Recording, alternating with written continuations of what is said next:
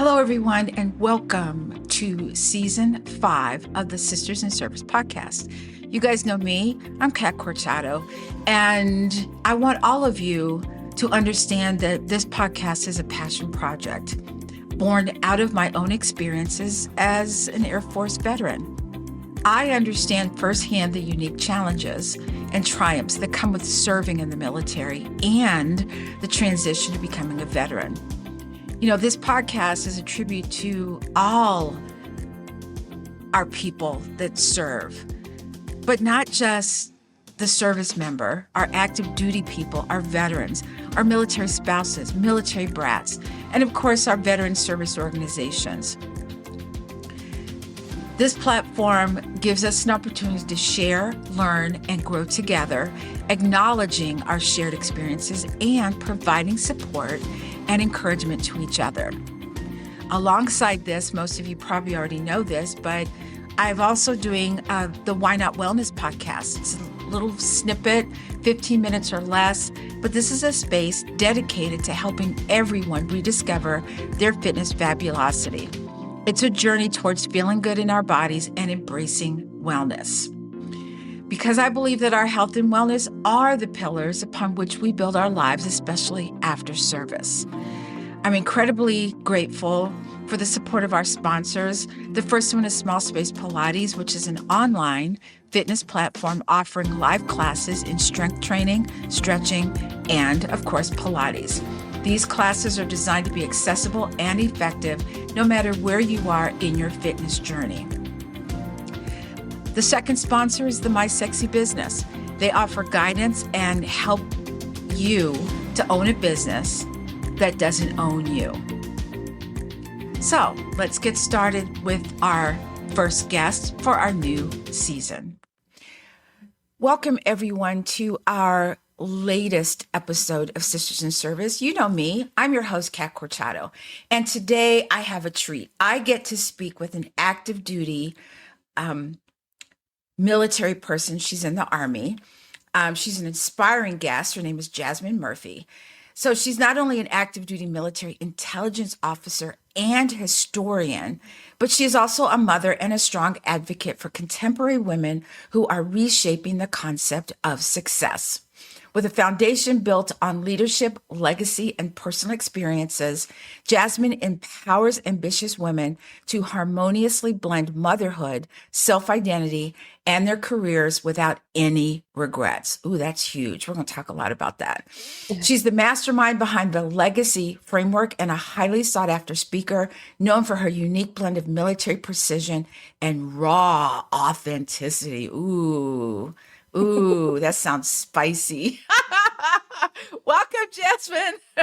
Hey, Miss Kat. Thank you. Thank you so much for having me. I'm excited too. I'm excited. All right. So everyone that comes on the show, I always ask them the same question. So Jasmine, did you pick the Army or did the Army pick you? Ooh.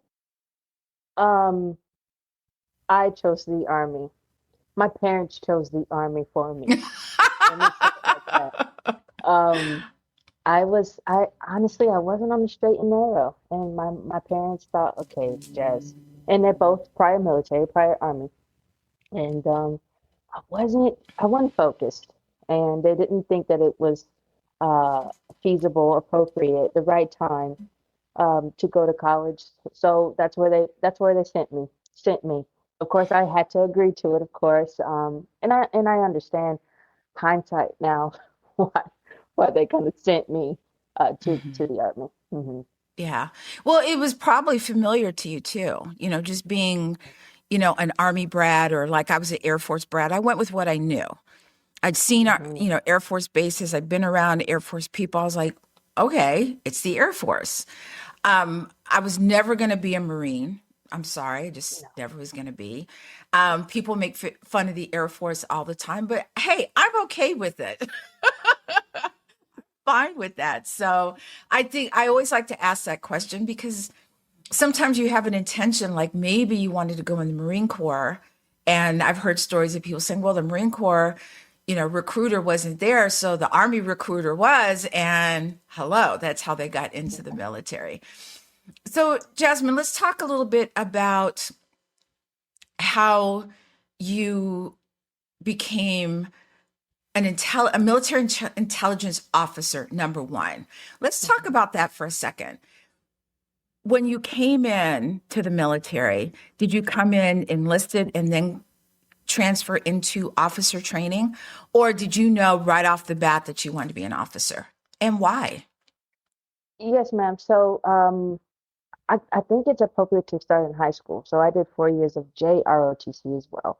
And on that track, of course, they are kind of training you and educating you on going straight to college and becoming a commissioned officer.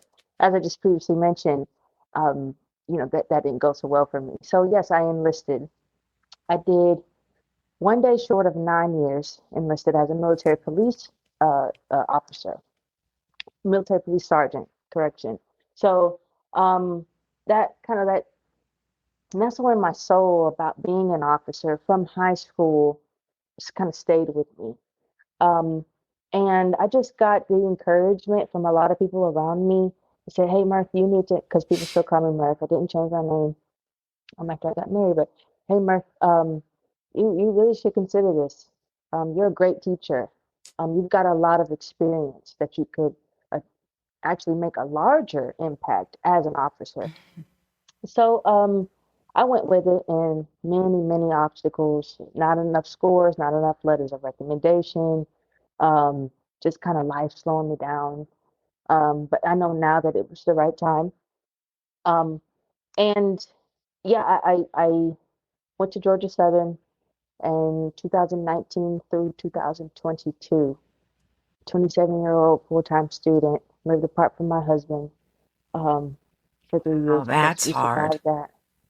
Yeah.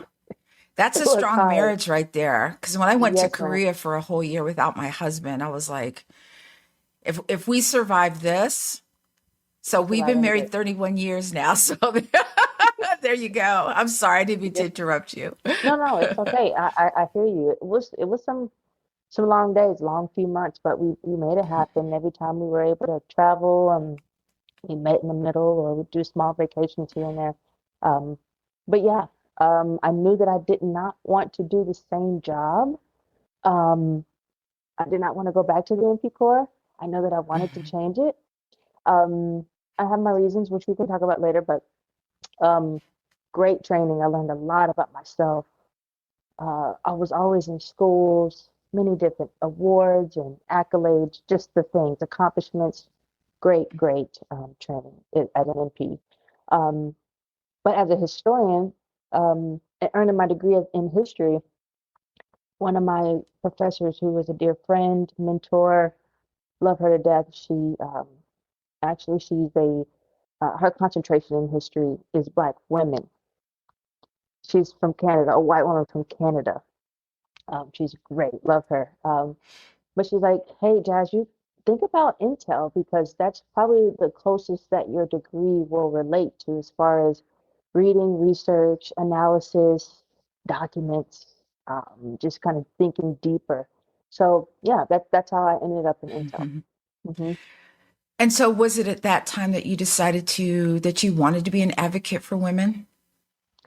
Oh yeah. Um, I think Or I've did that come always later? said it. No, it definitely came during school, especially. Like I remember in 2021.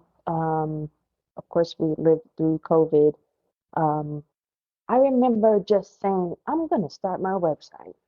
I remember saying, starting so broadly with just women's empowerment, and now over the Hmm. years, just nestling down in my intersections of life, kind of refining Hmm. what I stand for women. And I'm so glad I just started. So it was definitely with my concentration in Black American history as a historian, and then the struggles and challenges and kind of advantages in a way as a woman that paired with those two. So yeah. Hmm. So while you were, let's go back to where you were enlisted. Did you Hmm. see any disparities in how women were treated versus the men? Or you were like, well, it's pretty equal? I can't say that it was totally equal, because I was treated like one of the guys in a way. In a Mhm. way, like it depends on who you are. If you say, okay, well, that is equal, or that's not equal. I wasn't looked at as who I was as a female soldier.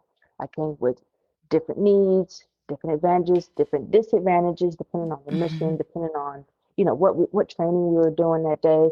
I had different considerations that needed to be considered my leadership. So I think they thought they were doing me a favor, and I appreciated it in a way. But there were definitely some disparities. Like my very Mhm. first unit, 2011, Fort Stewart, Georgia, Private Murphy was one of two black people, and I was the only female in the platoon of, I think it was about 40 something of us. Wow. Yes, yes. Wow.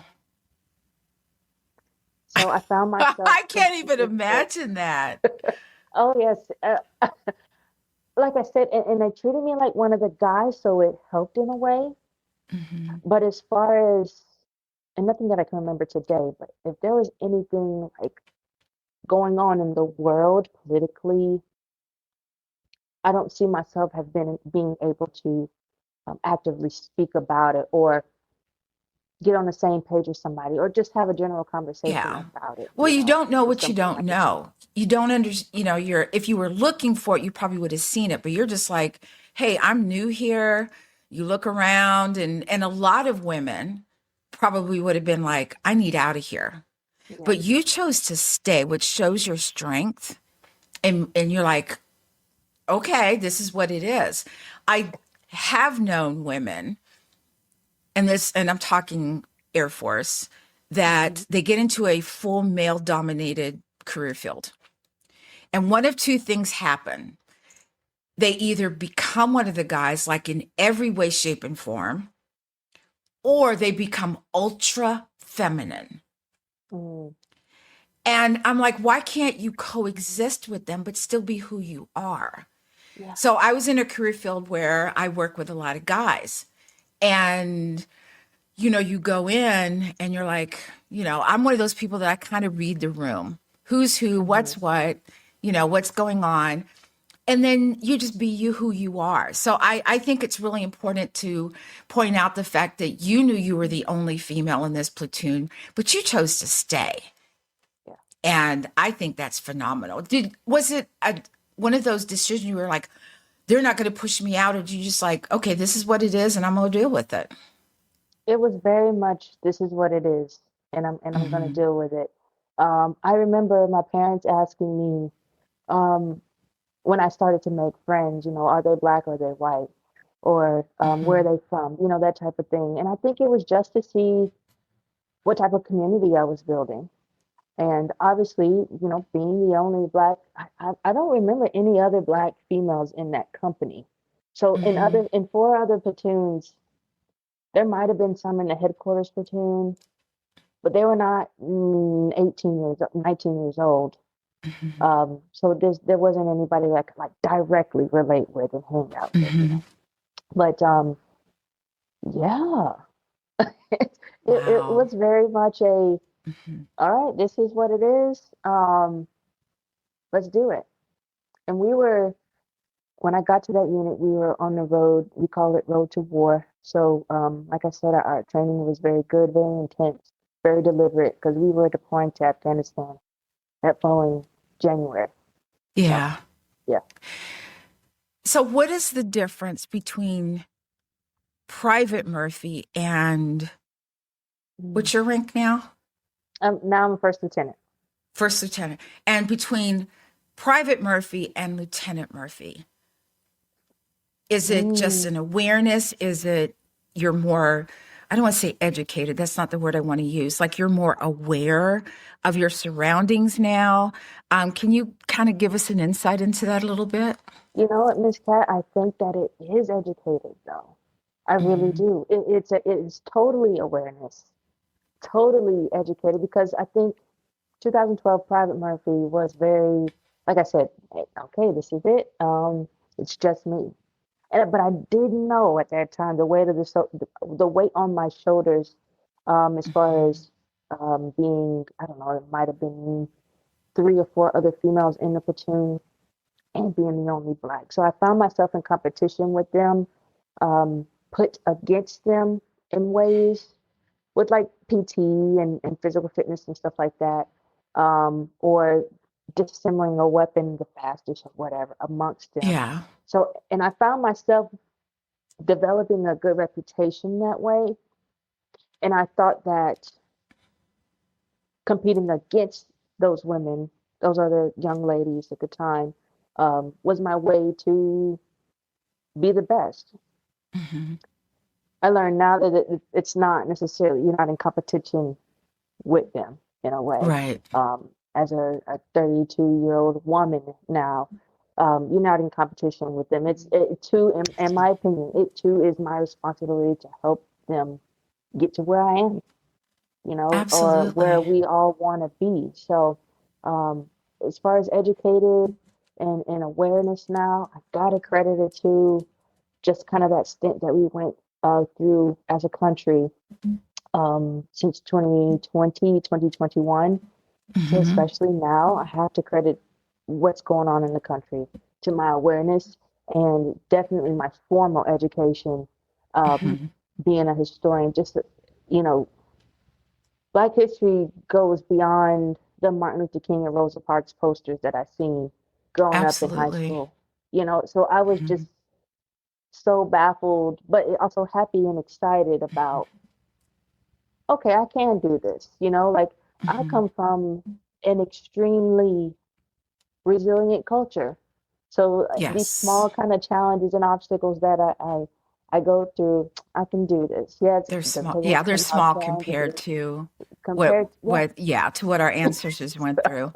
So I yeah. think it's interesting that when I was for me to even see a female officer, I was in awe. I was like, oh, I never saw a female black officer, a black female officer, not Hmm. because they didn't exist. It was just where I was at, I guess. But to see a woman, as an officer, I was like, oh, that's awesome. Because all you saw were guys. All I worked with was, with guys. So it's really amazing that you're seeing all of this open up for you as an officer. And I want to ask about DEI, diversity, exclusion. Wait, diversity, equity, and inclusion. Ooh, I almost messed Hmm. that up, y'all. In today's society, in the military, is that changing how you are as a leader, or has it had no effect on your leadership at all? Hmm. Um, Honestly, I don't think it's had an effect on my leadership Hmm. because of my own self-awareness. Like Hmm. the publication of the program and the nationwide spread of it was kind of not necessarily a confirmation, but it's like, okay, everybody's caught up now. Hmm. Everybody's noticing now, but it was always the diversity, equity, and inclusion, and essentially, and I have in my mind like loving people and taking care of people regardless of what they Hmm. look like. Um, that's always been me. Hmm. At least since I've gotten my formal education and become formally kind of aware of myself. It's DEI is very much a, okay, y'all are caught up now. Everybody, Hmm. okay, you're starting to see, Right. so I yeah. think it's really difficult to not be inclusive, or you know what I'm saying, not be diverse in your in your thinking, because we're collectively, when you just nudge it down, we're all soldiers. That's what it comes to. If you strip Yeah. off the rank, we all have the same uniform on. We're soldiers. That's what it comes down to. So I Hmm. think that it's really hard to think of, getting rid of DEI when the military has always said, we welcome everybody, male, female, come on, come one, come all, come on in. So I wanted to ask that question. I think it's also, you had mentioned about history, and I remember during COVID, reading about the women of the 6888. Mm-hmm. And I thought I think the article was about them being denied the first congressional gold medal for what they Mm-hmm. did. And I thought, wow, okay, who are these people? And I started looking up, and I actually did a podcast episode about it because I was like, why didn't I know about this? I was in the Exactly. military. Why wasn't this part of military history?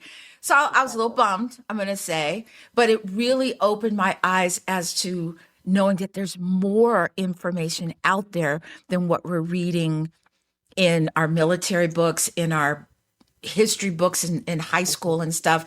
There's more out there. And I think, I won't say I'm past the age to go back to school. I just don't want to. I'm just going to put it out there. But I'm an avid learner. I'm a lifelong learner. So when there's something I don't know, I want to dig in. What is this about? And I think that makes me a better person, a better podcaster. It opens my world up a little bit more than to what I just think I already know. So I think that's really important. Jasmine, how has you being an officer helped in your career? Do you see that women now look up to you as a female officer? They see you as someone who helps them, someone who's not going to just, because some people get in a position of authority and they change. I'm sure you've seen that. Do women say, wow, she's awesome, she's this? Well, of course they say you're awesome, but you know what I'm saying? Like there isn't that fear factor. There's that, oh, she's one of us, meaning she's here to help us. She's here to, for us to learn from her. Are you seeing that a lot? Yes, ma'am. And that's, you know, such a powerful kind of, I guess, mode or setting or vibe to be able to put off to people. Um, Hmm. I know that I am making an impact for women, Black women, women of color who have the dream or just even the thought to transition to commissioned officer from enlisted. Um, I have gotten so many emails and questions about how did you do it, or why did you do it, or I'm a mother, how do I get my degree, or I'm hundreds of questions and emails. And though I can't get back to all of them, I'm so pleased with the fact that they're even like reaching out for that advice. Hmm. Um, and also because I know that kind of one of one, like one of very few, um, I had to walk like that. Like I had to understand that in every move that I make, how I speak, how I deal with people, down to the creases in my uniforms and my clean boots. You know what I mean? So Because you're I being know. watched. They're Oh, watching. They're absolutely, looking. Yeah, absolutely. absolutely. Yes, ma'am. And I know that I'm making that impact, whether it not be kind of direct contact with somebody who stops me and asks me how, but definitely indirect. Because I know that they can see, okay, she's been, a drill sergeant and instructor, and she's a boy, you know how we have these badges that kind of Hmm. explain a little bit of our career. They see all of that, and then they see in the middle of my rank, okay, dang, she's been around. If she can do it, I can do it too.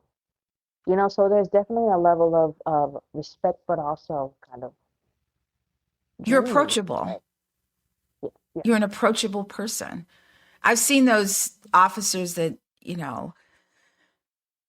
they just look so unapproachable. Like if you just wanted to ask a simple question, you're just like, ugh, maybe not. Maybe Yeah, I let won't me see ask that that myself. question. And then it goes unanswered. So I'm glad that people see that in you. I feel that vibe from you that I could come up and ask you a question if I had one without being berated or calling this Mhm. question stupid or whatever. I feel as though that, and I'm a question asker, just so you know. I'm one of those. If I don't understand something, I'm gonna keep asking until I'm clear. Yeah. That's just who I am. Jasmine, let's talk a little bit about motherhood. I remember being in the military. I was a single parent in the Air Force. But I also remember women who, had their children while they were active duty. And the military was a little slow in giving women, new mothers, that time necessary. They're like, oh, you got 30 days and then it's back to work. Has that changed now? And how has motherhood made you a better leader? Yes, ma'am. So I had to start with how motherhood has made me a better leader because it's something that I have just noticed immediately. I used to be, and it might just be credit to kind of how I was trained growing up in the military, but I used to be the least empathetic person, the least empathetic leader. Um, I was very much if I had to go through it, you can go through it too, or if I had to go through it, you can too, type of thing.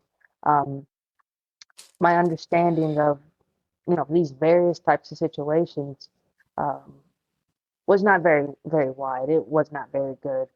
And now, as a mother, having gone through some really rough times, even while I was pregnant, postpartum is not for the weak. Um, and Right? and just That's a kind of whole getting nother through that. podcast, y'all. Yeah, sure, sure. But it was just like, okay, this is life. Like, you can't just thug it out. You can't just push through things. Like, you probably need Mhm. to talk to your commander and say, hey, sir, I'm giving birth in 2 weeks. I need to have half days, or I need to go home. Can I work from Mhm. home? I was trying to push it all the way through. So with going back to how the military has changed, and hopefully they catch up, we have to work up until we give birth, unless something is directed, like bed So rest. right up That's until your water breaks or you have a date for cesarean where they take yes, the yes, wow. ma'am. Okay. Um, my commander, gratefully, he's a family man. He understood. Hey, Murph, would call, come in for a few hours. Hey, go get that baby crib assembled, or go organize the baby clothes or something like that. And I really appreciated that. And I ended up giving birth a little bit early, about a week early, but all is well. But so thankful for him. But now I don't know what it was before, but we get 12 weeks now. Um, Nice. plus it was wonderful. Plus the 6 weeks of convalescent leave. So the 6 weeks of convalescent leave, since it's like they treat it as a surgery. Um, Hmm. and then your maternity leave starts. So I Hmm. had 18 weeks, but I do remember in the army that the father of the child only got about 12 days. And Oh, yes, and now the father gets the 12 weeks as well. And nice. they can, it was so good for our Mhm. household. I don't know what I would have done if my spouses just had to go back to work after 12 days. Well, you needed Um, help too. I mean, you're Certainly. recovering from, your postpartum, and then you have this new little baby that you're kind of not sure what you're supposed to do with him, her, but Yeah. to have someone supporting you, watching the baby while you take a nap, because Lord knows, I wish I could give a gift card to new moms for like you could go to some place and just take a nap for an hour, Yeah. Yeah. I think that would be awesome. Oh, I I needed it. I needed that. Yeah.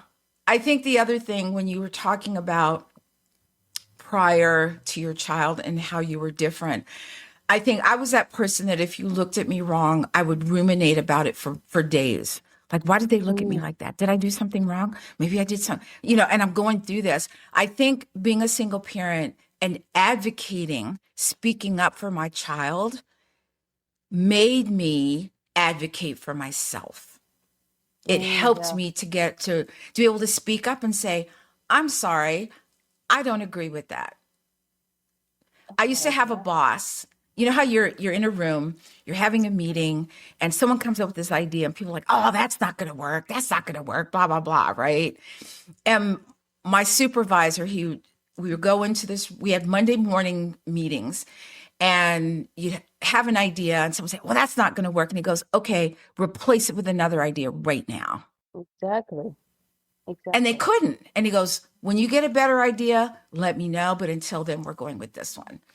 So it was something, I had male leadership my entire, with the exception of one time in my career, but I had such great leaders.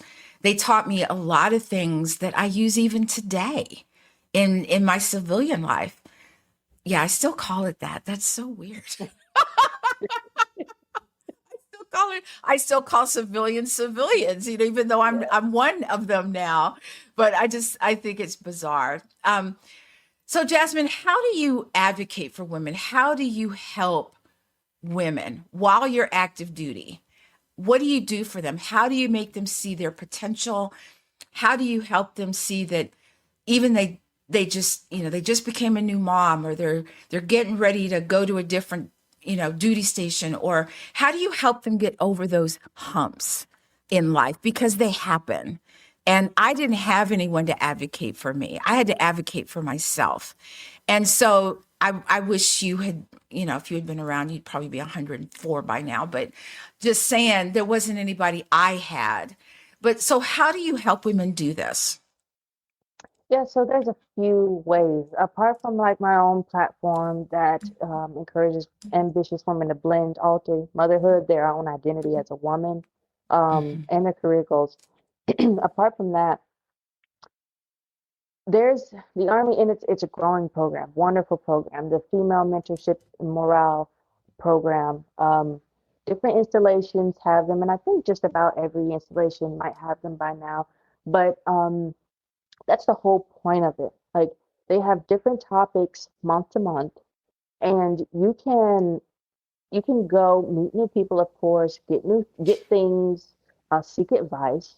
There's also the every single Thursday, at about like 06:30, 07, um, there was we call it P32.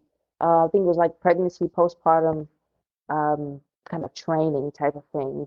And but Mhm. on Thursdays, Fort Bliss, Texas, at least, would bring in somebody from the women's clinic, or somebody from the Army Community Service, or the Military Welfare Recreation Center, and just teach things, or one of the nurses from the hospital, and teach things that women needed to know.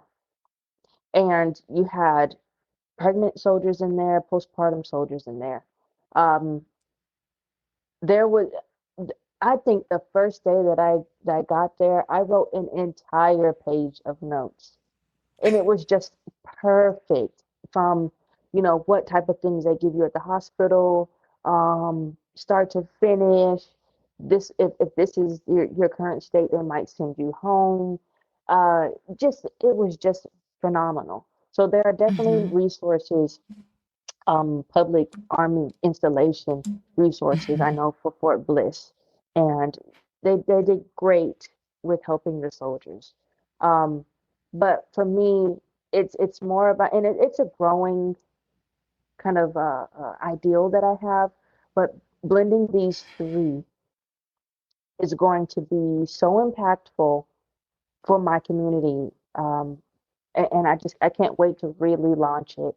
I Mhm. think that we don't understand how important community is, which that's a topic that I have Mhm. to cover in the future, one of my dreams. Especially now, like where Oh, we are yes. right now, I think it's huge. It's even bigger now that we have, more important, I should say, now to have a Hmm. community than it's ever been before.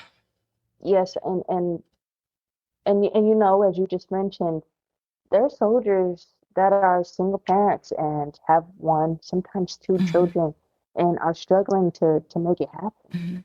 It's right? lonely. And I'm gonna tell you that. It's I can imagine. lonely. I can't Yeah. even imagine. Um, Let's talk a little yeah, bit about yeah. how, so in general, when a woman becomes a new mom, there's, it's hard to balance motherhood, job, personal life, just personal, you. How Mhm. did you find, how did you balance being not only a military, but military officer, active duty? Now you're a new mom. and your marriage and your personal life and still have time for Jasmine?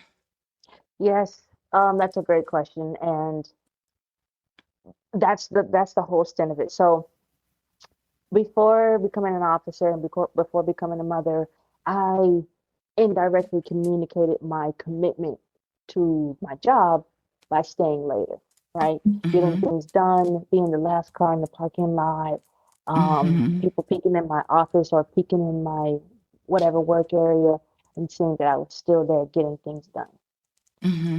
But I knew that as soon as when I got pregnant, I was like, okay, yeah, no, that's not gonna work. This is Traffic's this already back. is Traffic's gonna already stop real back, quick. and this is going to stop, right? And that's a boundary that I had to set.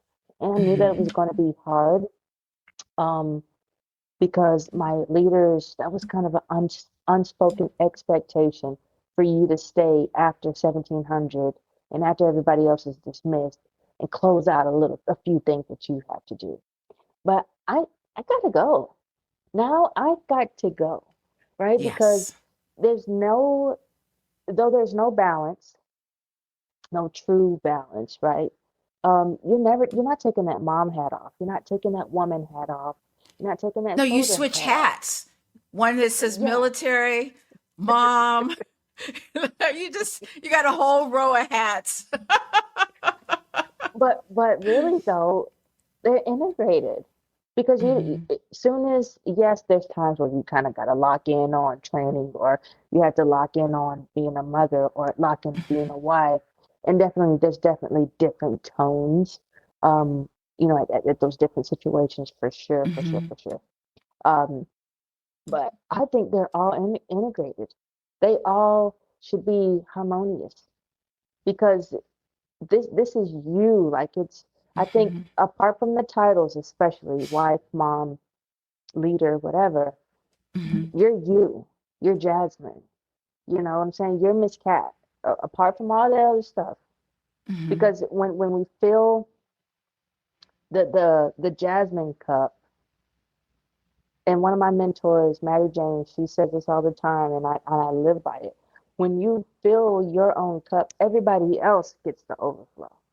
Because Yes. I'm not good without my own cup being full, Exactly. So yeah, Yeah, yeah. I get that. I think that's super important. I also believe that, I talk to women all the time and they're like, oh, it must have been so hard to be in the military and be a mom. And I said, yeah, it was. But you know what I found is that when you're talking about the different hats and how they kind of weave, you go from one to the next. So being in fitness, I'm a Mhm. personal trainer, I'm a Pilates instructor, I have all these other certifications, and people say, how are you able to switch from one to the other? And it's nothing different than what I did in the military. I switch one off and switch one on. And and they're like, how do you do that? I go, I don't know how to tell you how to do that. But it's something that military women, active duty and veteran, we've just done it for so long that it seems seamless. It's like the ebb and flow. We just Mhm. go from one to the Totally. other. Jasmine, tell us a little bit about the legacy framework. What inspired you to create it, and how does it help ambitious women? Yeah, so the legacy framework is deeply rooted in, of course, all of my titles and of course myself, but all of my titles and my degree in history first off, right? So um, you want to, I think that it's important that we learn from the past. I had and I say it every time because I credit these two women with really igniting me into working for women. Um, Dorothy Pittman Hughes and Gloria Steinem. If you have a chance, look them up. They're in a lot of pictures together, and they have their fists raised in one of probably their most famous picture. Mhm. That's in the National Art Gallery. Um, these women, Dorothy Pittman Hughes, black, Gloria Steinem, a white woman, one a mother, one not, but they worked together, traveled the country, and spoke about women's rights and women's equality. Um, Eventually, Dorothy Pittman Hughes had to leave the road because she could no longer take her child on the road with her. But I guess one of the most interesting parts is that her mission for fighting for women's rights didn't stop. She just kind of shifted the Shifted way it. that she Yeah, did it. So absolutely. she was in the streets of Harlem, New York, and advocating for women and childcare, daycare for healthy, uh, um, feasible structures for children to go while their mothers or their parents went to work. So I start with that, learning from the past and the things that they told me, right, and then embracing your authentic self. Um, it's a lot of times society we've internalized the things that society has told us what we need to be, or society says success looks like this. This is what you need to do. Go to college right after, get married and have children. It doesn't consider my situation, for example, that I wasn't in the right headspace to go to college, you know. Right. And I always say considering, um, or in the odds of society, I've done life all out of order, you know, and I'm non-traditional, but I would consider myself success based on my own level of success. Um, and eventually, it's a long kind of outline, but long story short, you know what you're coming from and know where you're going, and Mhm. use your advantages to your advantage, right? So yeah, Mhm. it's definitely a framework that many people are resonated with. And I try to always give actionable strategies at the end when I either speak about it or do a workshop or whatever. But um, it is made some serious impact, and the audience really is it's any woman. But my goal is to speak more to high school or younger college students, Mhm. so they can go into life like Mhm. the real world. You know what I mean? With that mindset. I think it's difficult sometimes when when I went into the military, I just needed a job. Mm-hmm. I had a child, I need a job. I'm like, okay, let me go do this Air Force thing. Let me see what this is about. Mm-hmm. I had planned on staying 4 years. I ended up staying 20 Yeah. because I hate math and I didn't calculate well, just saying. But I also feel that coming out of the military, I had this sense of loss, this sense Mm-hmm. of, okay, what now? Because when you spend 20 years or any amount of years doing anything and all of a sudden it's not there anymore, you're kind of like floating around in space. You know what I mean? Like, okay, are my feet going to hit the ground at some point? Do you help women in that realm? Like, if I come to you and I say, this is what I've done, here's my history, but I have no idea where I'm going. I know what I want to do. I just don't know how to get there. Do you help women with that also? I haven't, Miss Cat, but I would be more than willing to sit down with any woman to unpack where their heart really is, like what they want to really explore. Because I really don't want anybody to waste their time and just go do whatever just because, and I do understand though, like if they find themselves in a situation where they still need to continue putting food on the table, I get that. But as far as following what your heart desires, I am 2000% all about that, because there's something in all of our souls that has just been there for 20, 30 years that they've Yes. never explored, painting or dance or creating or whatever that is. That is Hmm. that is the first thing. I'm going to ask that woman, whoever that is, what does your heart really desire? And but I actually have asked one person before. And the kind of the issue that we ran into is that they didn't know what they wanted. They had been doing this thing for so long, whether it be Hmm. army or nursing. Hmm. My mom actually finds herself in this situation. Hope she don't mind I tell her business, but she had just been working. not just, but has been working successfully as a nurse for as long as I can remember, at least 30 years. Um, and now she's not working anymore, doesn't have to, but now she's just kind of being free. Hmm. And it's really wonderful to watch because now she doesn't have to like kind of get in that mode and Right. code switching and everything, and that's a whole nother conversation as well. But um, Hmm. she doesn't know what she wants to do, and she's okay with that right now. But yeah, I think I would ask them, what does your soul truly desire first and foremost. Yeah. I think it's important to just, you know how sometimes you'll be thinking, oh, it'd be really cool if I did this, or what it would be like to do this. And I think it's important to, before you make a decision to leap over there, is, what's involved with getting there? What do you need to do?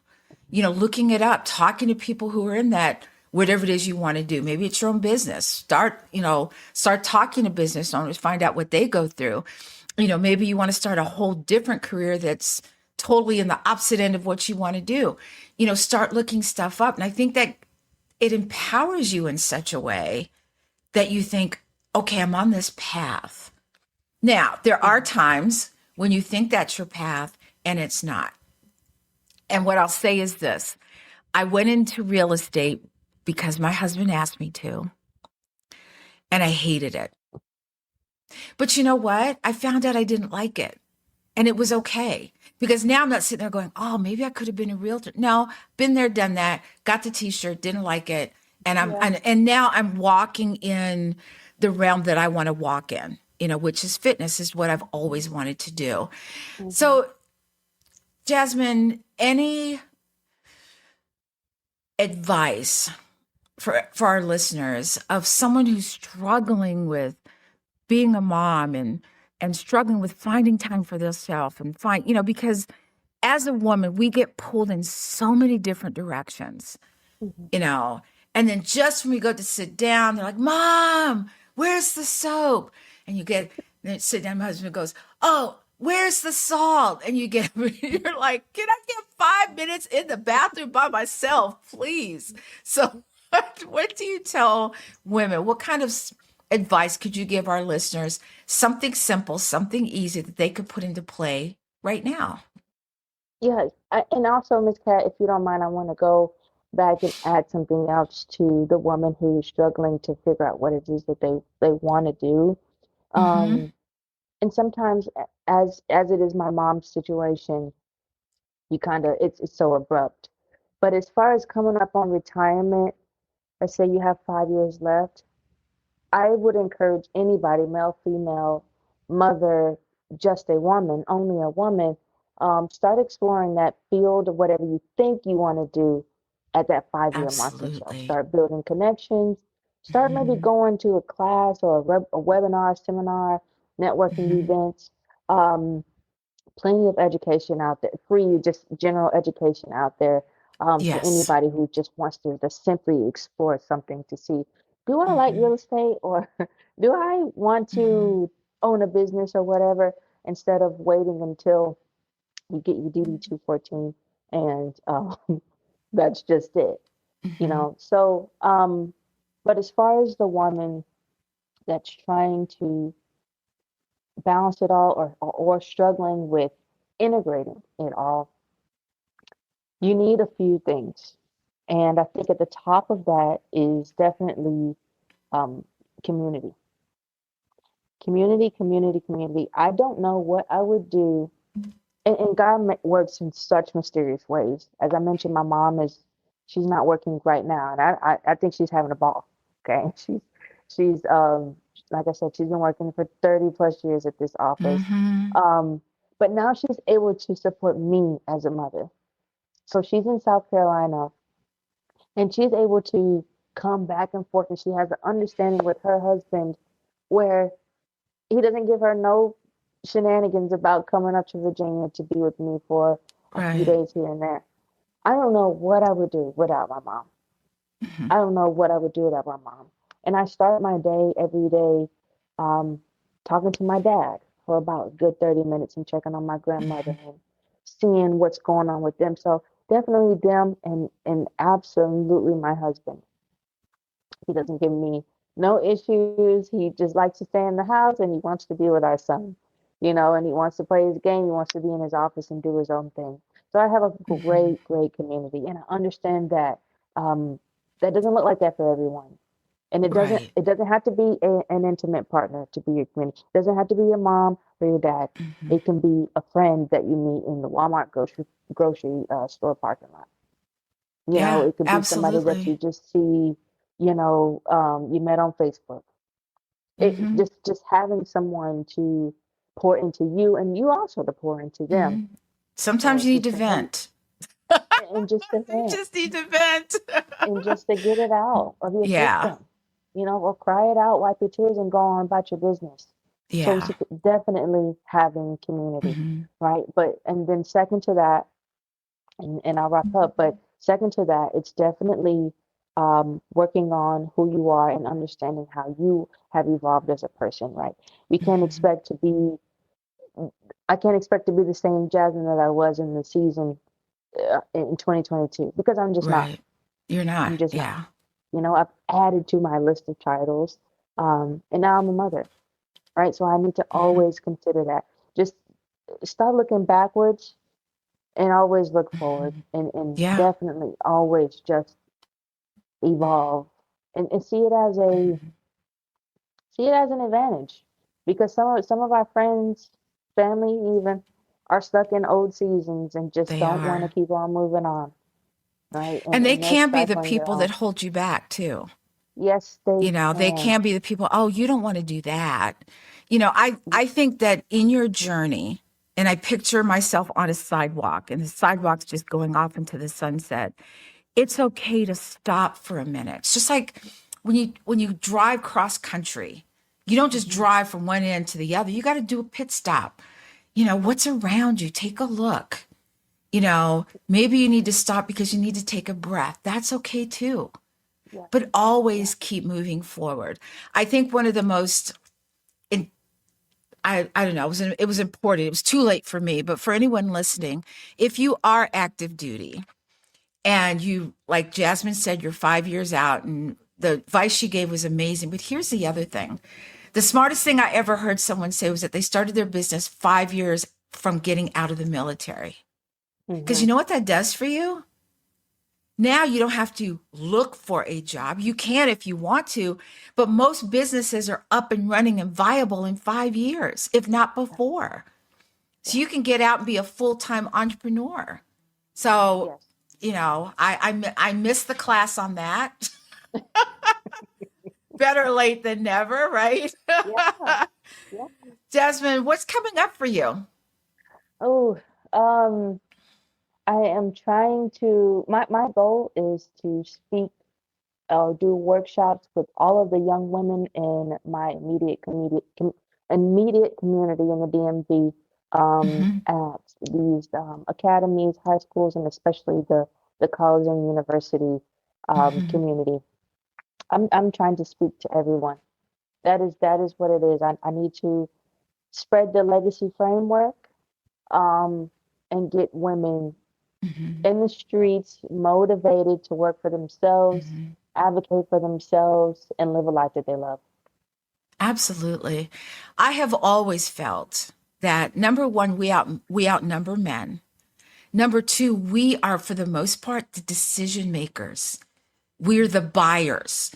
We get the groceries, we buy the things, we do the things for the kids. If we all banded together I mean, can you imagine that kind of community? Yes, I'm just putting it out there, yes. folks. Okay. I'm just putting it out there. I'm That just sounds saying powerful. we have such power and we don't understand it yet. We don't realize the power we have. If we stopped buying at a certain store, Mm, you know what I'm saying? You hmm. see where I'm going Yes, with this? And I'm not yes. I'm not saying to do that, folks. That's not what I'm saying. But I'm trying to get you to understand the power that we have as consumers, as women, as entrepreneurs, even active duty and veteran. So, Jasmine, this has been such an amazing conversation. And thank you so much. for being on the podcast. And I hope that anyone listening, Jasmine has such powerful things to say. You may need to listen to this more than once, I'm just going to say, because there's so many little tidbits, so many little golden nuggets of information that you might just bypass the first round, but you might pick it up on the second round. Kind of like when you see a movie for the second time, you're like, I don't remember that happening. On that note, Jasmine, thank you so much for being here today. Everyone else, I'm going to say, please stay safe. Take care of each other. Until next time, and please always remember, it's never too late to start your impossible.